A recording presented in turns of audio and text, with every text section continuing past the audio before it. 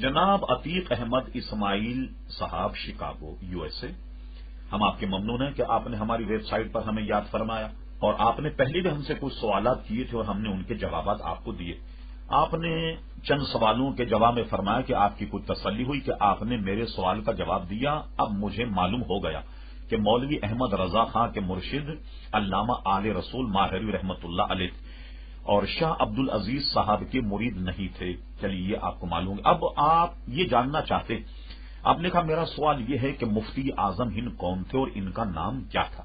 اعلی حضرت فاضل بریلوی مولانا شاہ احمد رضا خان صاحب رحمۃ اللہ علیہ کے دو صاحبزادے تھے، ایک کا لقب تھا حجت الاسلام اور ایک کا لقب تھا مفتی اعظم ہند۔ سب سے بڑے صاحبزادے کا نام نامی اسم گرامی تھا محمد حامد رضا خان صاحب، اور جنہیں مفتی اعظم ہند کہا جاتا ان کا نام تھا مولانا محمد مصطفی رضا خان صاحب۔